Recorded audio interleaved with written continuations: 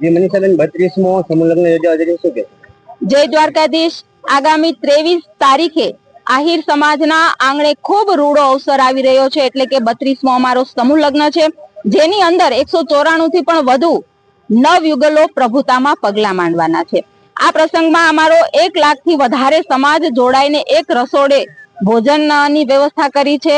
આ પ્રસંગની અંદર 300 થી પણ આગેવાનો ઉપસ્થિત રહેવાના છે અને આ દીકરા દીકરીઓને આશીર્વાદ આપવાના છે। વિશેષ આનંદની વાત એ છે કે આ સમૂહ લગ્નની અંદર 1 નંબરનો જે મંડપ છે એ યુવક યુવતી લંડન થી પણ આમાં જોડાયા છે અને આ પ્રભુતામાં પગલા માંડવાના છે। ત્યારે મારા સમાજના યુવક યુવતીઓની જો હું વાત કરું તો એ સમજદાર અને શિક્ષિત બન્યા છે, એટલે સમૂહ લગ્નના માધ્યમને પસંદ કરે છે, એ પણ મારા માટે ગૌરવની વાત છે।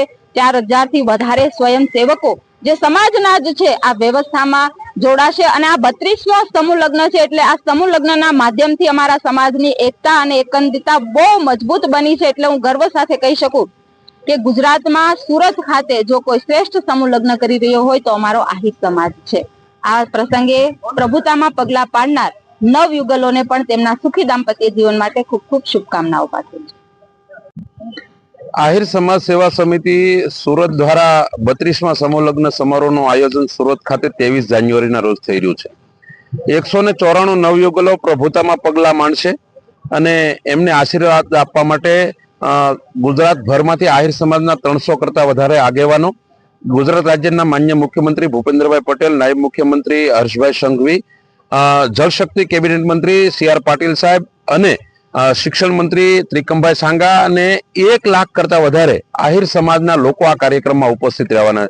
બધા જ લોકો માટે ભોજનની વ્યવસ્થા થઈ છે। 4000 કરતા વધારે યુવાનો આ કાર્યક્રમને સફળ બનાવવા માટે સેવા આપવાના છે અને ખૂબ આનંદની વાત છે કે આ પ્રવૃત્તિની સાથે સાથે સમાજની એકતાનું પ્રતીક બને અને અહીંથી આગામી દિવસોમાં સમાજની સંરચના થાય અને આગામી દિવસોમાં આહિર સમાજ કેવી રીતે પ્રગતિ, કઈ દિશામાં પ્રગતિ કરી શકે એનું આહવાન પણ આ મંચના માધ્યમ દ્વારા થયું છે। અને બીજી વાત, આ કાર્યક્રમની સાથે સાથે બ્લડ ડોનેશન કેમ્પ, સાયબર ક્રાઇમના ગુનાને રોકવા માટેની અવેરનેસ જાગૃતિ માટેના કેમ્પ અને આરોગ્ય માટે ડોક્ટરોની ટીમ પણ આમાં કામ કરવાની છે। ત્યારે બસ આ કાર્યક્રમનો ઉત્સાહ પૂરા શહેરમાં આહિર સમાજના 1 લાખ લોકો આ કાર્યક્રમને સફળ બનાવવા માટે થનગની રહ્યા છે।